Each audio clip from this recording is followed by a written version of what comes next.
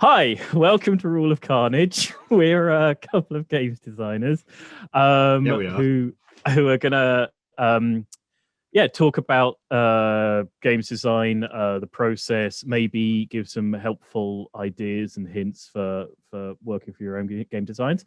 My name's Glenn Ford. I'm talking as usual with Mike Hutchinson. Hello. Now, today we're going to delve into a subject that's possibly slightly meta for the Rule of Carnage YouTube channel and podcast, and that's to talk about the Rule of Carnage. So, for those who aren't aware, Rule of Carnage is an actual rule in Gaslands rather than just being the name of your new favorite YouTube channel. Mike, do you want to read out what literally Rule of Carnage is for us from the book that you've got there? Yeah, so the Rule of Carnage says, in Gaslands, if a rule is unclear, choose whichever option results in the most carnage for all concerned. This is the Rule of Carnage. So today we're going to talk generally in a minute about the idea of catch-all rules, the rules that you put in to cover edge cases and unusual situations. Talk about why they're useful, why you should have them, why they're not just a shortcut for loopholes in a design. We'll talk a little bit about the origin of the Rule of Carnage, and hopefully we'll maybe talk about how that's part of the design philosophy, that there are, no bad ideas and everything's worth looking at and talking over. And hopefully that'll be the first half hour. And then in the last half hour, the second part video, we'll talk a bit about rules as written versus house rules, where a designer's ownership of a rule starts and ends and when the community steps in, and how those sorts of catch-all rules interact with that.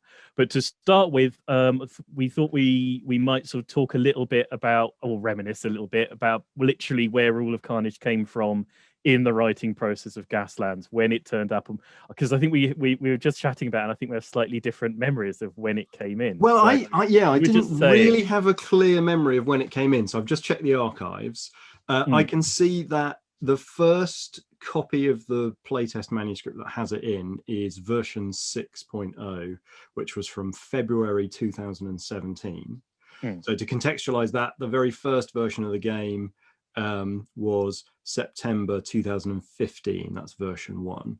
So it went through the first 18 months of its development process without a thing in the rulebook called the Rule of Carnage, which sort of isn't how Glenn remembers it.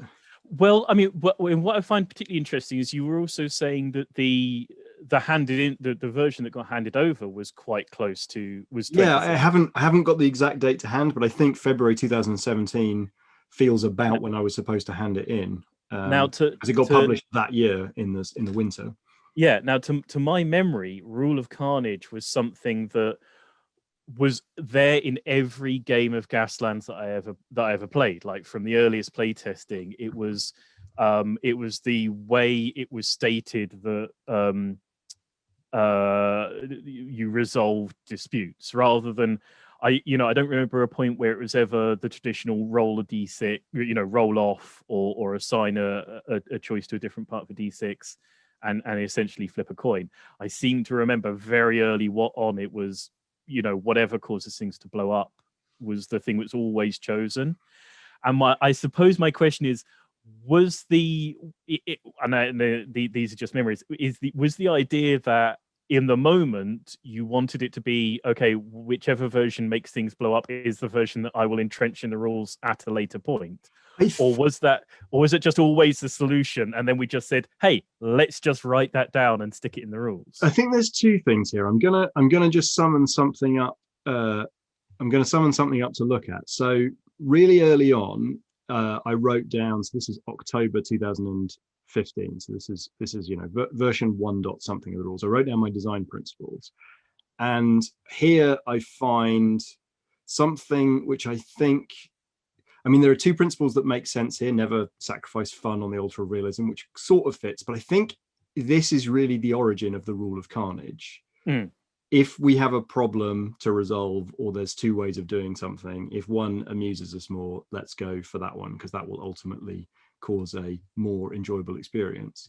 But I also wonder whether it's simply an expression of the fact that I was excited and enthusiastic about the game. And so when I was trying to put it on the table and get people to enjoy the game so that they would give me, signals about what they were enjoying, then I suspect that sort of whatever, let's just make everything explode and it's funny. And like, if I'm going to be put in a position of disadvantage by that, I'd rather something be happening than not something be happening. And I think there's another principle we just saw there, which is replace moments of nothingness with moments of somethingness. And the rule of Carnage sort of says, given the possibility that something can happen or nothing can happen, let's just always have something happen rather than rolling a dice and half of the time the dice says, let's just have a boring time rather than an exciting explodey time.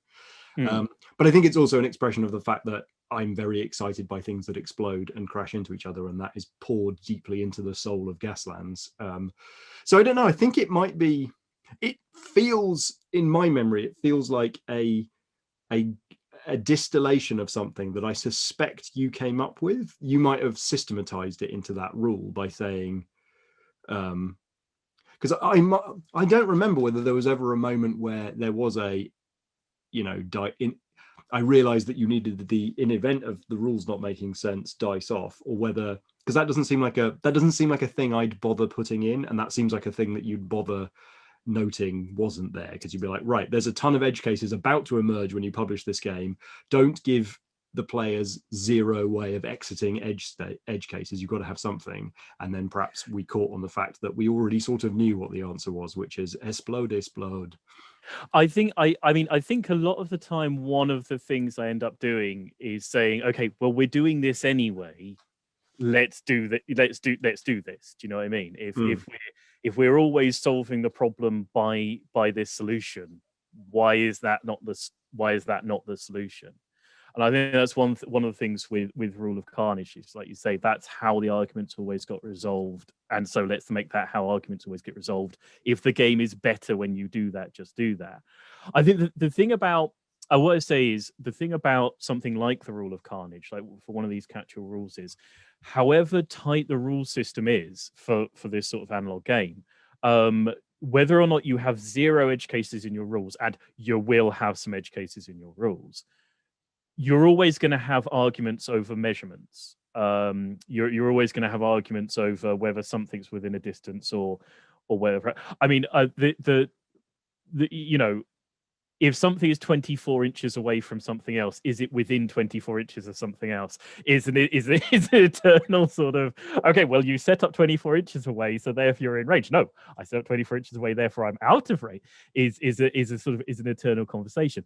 And I think the thing about Rule of Carnage that's so great is that it means that if somebody asks whether something is in range, if they're not sure of what the answer is, it tells them what the answer is. If you're genuinely in your heart of hearts not sure what the answer to the question you're asking is, Rule of Carnage just says, well, there we go. If you've asked the question, it's given you the answer. And I think, sort of going on to why that kind of rule is is a very good idea, is you might think you can write your way out of edge cases, and you might think you can write a perfect set of rules. From experience, you probably can't. But even if you can write a perfect set of rules, you can't write a perfect set of measurements, and you can't write a set of players who will never clog the game up by arguing over an interpretation or a set of measurements. And that's the thing about Rule of Carnage that's brilliant, is again, it very quickly solves those kind of discussions around the tabletop. It keeps the game fun and rolling, and it means you didn't read, even if you didn't read the rules, it doesn't matter. If you look at that and one thing is the more explodey fun thing, then that's the one rule you really need to remember. There's two other things about it that I sort of want to get into as well. One is the fact that it ends up being a very clear statement of intent, which ends up working really well in communicating what the purpose of the game experience should be. And then that has not a dark side, but a sort of a strange shadow that follows it around, in that it's such a powerful statement of intent that it is sometimes used in vain in places where it doesn't really need to be invoked because the rules are absolutely clear. You just haven't understood them. And so that's an interesting chain reaction where, by having a rule of carnage to put in, by having that phrasing of the rule of carnage really early on in the rule book, it just runs a little flag up the pole to the person who's reading the rule book and says, this is going to be an explodey, silly game where if stuff can happen, it's going to happen. And so read the rest of the rules with that in your heart. And I think that then colors people's initial experience of the game, because then they can dive into it with a sort of wild and chaotic and laissez-faire sort of attitude, which really suits the play experience, and all of the rules when treated with that through that lens do support it. But it's interesting because that is something that you will find often in rule sets. I recall in what is that lovely game called? So In Her Majesty's Name has quite an infamous section at the beginning of the game, which does a very similar thing, which it sort of says, we are noble folks engaging in a genteel game. We will behave and purport in the manner that we're accustomed to. And because it's a game about being a slightly toffee-nosed Victorian adventurer, like it communicates both the theme of the game and how you're supposed to engage with the game experience in order to play it in the spirit of which it's intended. And I think that's more powerful than just saying at the beginning of the game, sort of saying, hey, this is a game, if you run into problems, like, just be cool about it, because ultimately that doesn't really help you. That just says, when you encounter someone who is being a pain about the game, you probably should just play with someone else, and that isn't necessarily super useful at the table.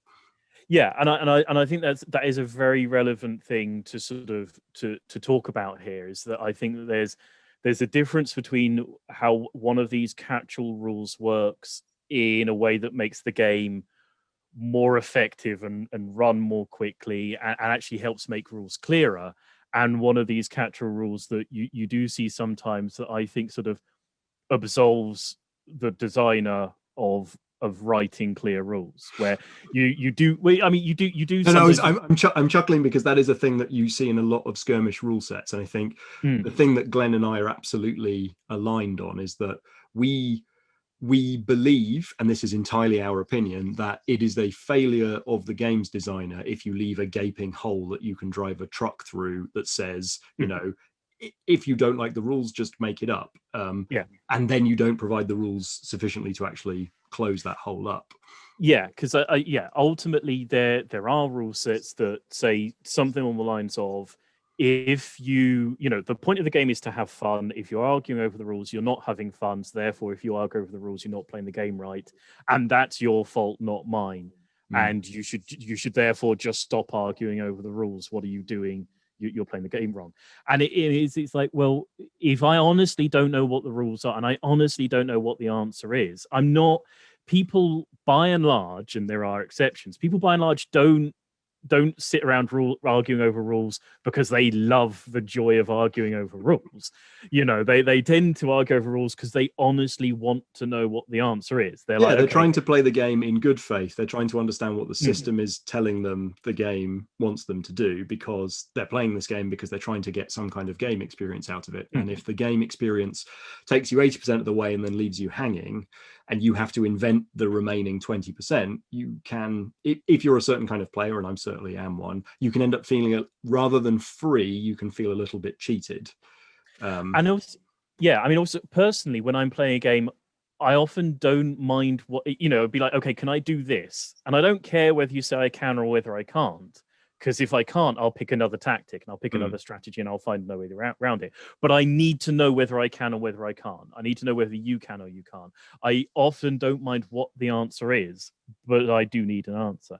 And I think that's one of the things, again, that's interesting about the rule of carnage and going through and designing Gaslands. I think a lot of the times questions came up, and there were lots of questions I came to you with over the development process, where I sort of said, okay, this needs to either be this or that. It doesn't really matter which of these two things it is. It's there's not an answer that's better or worse, but we need to say it's this or it's that. We need to just sort of make a choice at various points.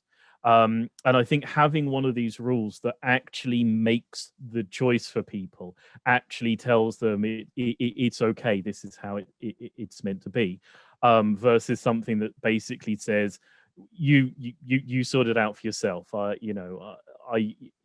not going to sort of fix the problem for you. I think it's actually a very significant thing, and I think it's a thing that needs to be sort of treated intelligently. When I've listened, and I have in the past listened to a number of discussions about, sometimes this is framed as loosey-goosey gaming versus rules as written or crunchy gaming, which is, I think, a fine way of sort of distilling the essence here. But I suppose another way of saying it might be like, are we demanding a situation in which adversarial gaming is permitted versus collaborative gaming? So in a system that says, if you find a problem with the rules, just agree what to do with your opponent and move on, that sort of doesn't work in an adversarial situation. And so I suppose, is it that we feel that if you provide enough scaffolding that the adversarial situation can function, then the friendly situation can obviously function already? You're friends, you'll agree at the table. And so is it maybe the gap between, yes, we can all say just make it up, but if we find a way to make adversarial situations work, we've covered both scenarios, and therefore that's better game design? I don't know. I don't know. I mean, personally, I've played those games. I've played plenty of games where everyone around the table is a friend and a chum, and everyone's just trying to get a fun experience out of it. Yeah, and these are not like, that's not exact. That's exactly not a game dependent. It's not like, are we writing a game for people not to have fun with each other? No, absolutely. But even in those situations, I personally don't want to just sit around and stroke chins and go, well, the Hobbit should probably do this, shouldn't he? So that's what will happen. And decide, I don't want to decide those things on a case-by-case basis every single time and take everything into account, because there is no way, nothing wrong with doing that, but it's such a different sort of game. It ends up being, I have played some of those games that end up being like a sort of a political negotiation around the table. It's like, sometimes if you play a game that's that's very GM necessary, if you play a skirmish game that needs a GM at the table, and the idea is that you go to the GM with your little written out plan of, oh, I want to do this and do that, and then I'll do this and I'll do that, it ends up being a game about storytelling to the GM what you're going to do and arguing to him, and whoever argues most persuasively to the GM that their plan is brilliant and will work suddenly wins the skirmish game. And that's great, like in an RPG, and it's great for a certain sort of game. But ultimately, I want a game that tells me who is right, even if we're all friends. I want a game that says to me, because it's like I say, I can honestly hold a certain opinion and honestly think that that's how a thing should happen, and another person can honestly think something completely different. And I mean, because a great version in I think about Gaslands is the line on collisions, which is real world physics versus movie physics, or game physics as well. And in Gaslands, when you collide into somebody, they hit you back with the same force that you hit them, which is a real world physics moment in a very cinematic game, and which is completely non-game physics logical. In game physics, if I'm hitting you, I hit you harder than you hit me. And having the game say whatever your personal opinions about what should happen at this moment in a game, this is what does happen in this game. I want the game to say to me, this is what happens in this game, this is how we do it. Because you're not wrong to think something else should happen. And you argue that, and it's not like people can go, well, you're definitively wrong, your opinion is definitively wrong. And I think any game that says argue until you prove that your friend is definitively incorrect about their worldview, that for me is not a friendly, jolly sit around a table game. That's a way more cutthroat version of playing. It's like both of us put a worldview and then crush the other person's worldview to show that they're wrong and that they should lose and that's right. So I think just editor's note, that is not always the natural extension of this situation. But if you play with Glenn, then it probably is. No, I mean, of course, I broadly agree with that, which is regardless of whether or not you have friendly and amicable relations at the table, providing a framework to briskly resolve any confusions or disputes without any ill feeling either side is obviously, in our opinion, a good thing. A very good thing. So look, when it came round to putting a similar rule in A Billion Suns, I recall we had a conversation on some long car journey to a convention where we were sort of chewing on the idea of whether this was an opportunity to put something again quite thematically evocative in. And so A Billion Suns is a game about being, you know, the sort of overlord of a vast array of spaceships and being the sort of general in the command center, and, you know, being the Ender's Game character, controlling virtual spaceships. And so it felt like, if this was a game about like the iron will of a single commanding brain, was there a way that you could express that in a Rule of Carnage equivalent? And I think at one point the game had a rule that said, if there's ever a rules dispute, whoever the active CEO, which is the name for players in the game, whichever the active player is, just gets their way.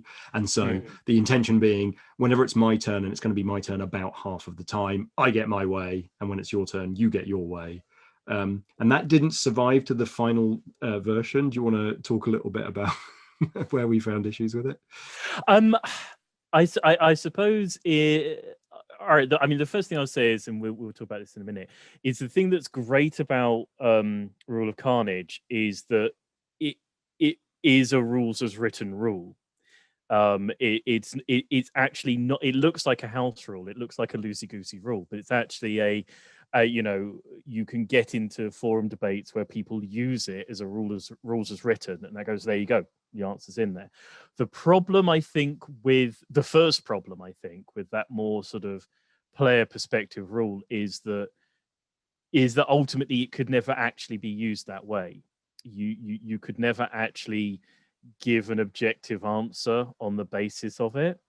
You could never say, okay, this is what the rules actually. It didn't show you what the rules actually intended in any given moment. It actually, all it did was draw a big black underline under what was already happening, which is, I have an opinion which I believe is correct. I obviously believe it correct. That's the opinion I'm opining. And so it doesn't really help me understand if I'm doing the thing that the game intends, as you say. It just says whatever you think is correct is correct. Yeah, and I think also sort of to the spirit of the game is that it implied that the game, and I think there was a point where the game was a lot more aggressive than it actually is. Because, and there's something you talked before about, you know, getting the sort of the combat to work in A Billion Suns was quite a sort of a tricky balancing act. And I think there was an early version where the game implied it was much more about combat and much more about aggression, and that just didn't turn out to be what A Billion Suns was. I think the spirit of A Billion Suns was really about. And I think the thing of a rule that said whoever's turn it is, whoever is the proactive person gets their way, implied a much more aggressive interpretation of the game and an aggressive way of playing the game, and always sees the initiative. And when you've got the initiative, because there's a spirit of that rule, which is, aha, you might be naughty, but then in a minute he'll get to be naughty as well. And that's not how anybody looked at that. Everyone went, when it's your turn, you crush you screw him into the ground at the first opportunity, because he's going to do it back to you. And honestly, in a world about dueling corporations like that, that was very much what I wanted the game to sort of suggest is that, you know, you're going to be naughty and ruthless, and so's your opponent, and you're both just going to have to deal with the fact that you're incredibly ruthless. But of course, that isn't really a particularly welcoming, like, once it was on the page and we were looking at it, it's not a very welcoming experience. Shall I read what we did put in? Yes, absolutely. I think. So what finally made it into the Billion Suns rulebook was a rule called Don't Panic. A lot of things can happen in A Billion Suns. Occasionally, the exact interpretation, sequence, or timing of a situation might be unclear. If a rule's interaction is ever unclear, the CEOs should agree to sensible interpretations, roll off, and the winner of the roll off decides which interpretation to apply. So there is a system. It's much closer to the loosey-goosey, just roll a dice and see what happens. The difference, from my perspective, is the bit where it says CEOs should agree on 2 sensible interpretations, roll off, and the winner chooses one of them. That is still a little bit loosey-goosey because it means that you have to, but at least it winnows it down to what are we actually arguing about? Let's just split hairs there, and then we'll roll a dice.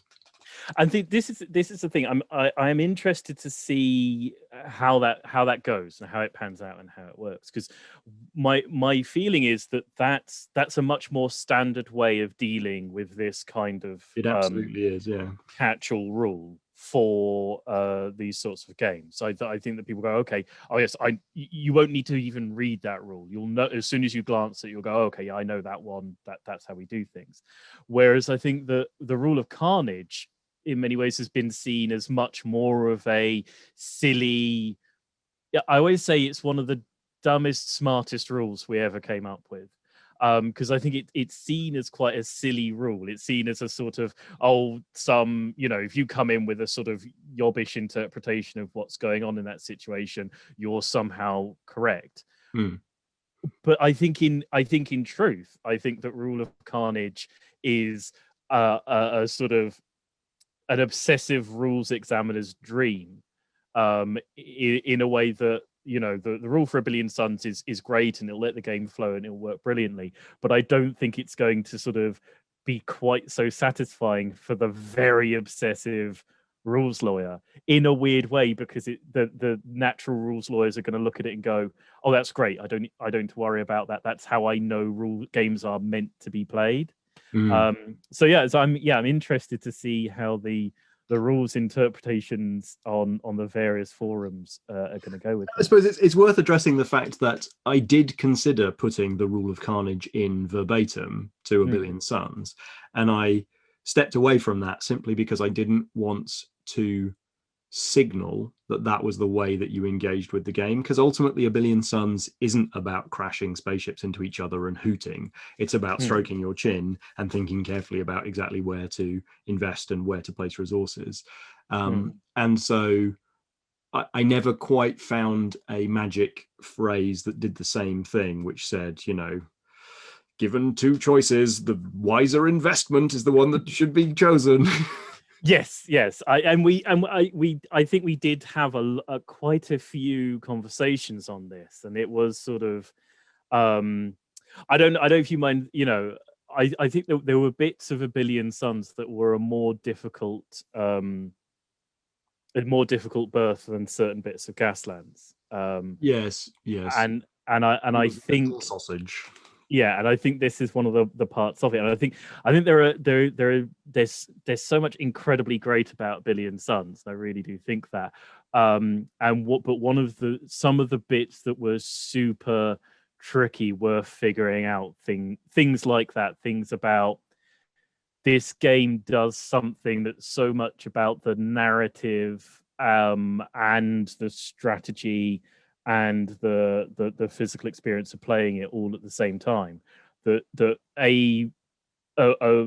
not just a phrase but a rule that crunches that all down into 2 lines just ended up being sort of unachievable in the way that it was for Gaslands, where you can almost sort of tell people the Rule of Carnage for Gaslands and you can tell them nothing else about it, and you've got a decent idea of what the play experience is going to be. Whereas I think a Billion Suns for its epicness, never got to that kind of an elevator pitch moment. It's much more of a sort of, well, what it is it's everything. So, you know, have fun with that. Well, I think that probably covers the history and theoretical basis of the rule of Carnage. Yes. So we'll if you're watching this on YouTube, we'll take a little break from the video now. Please, you know, leave us comments wherever this video has been posted.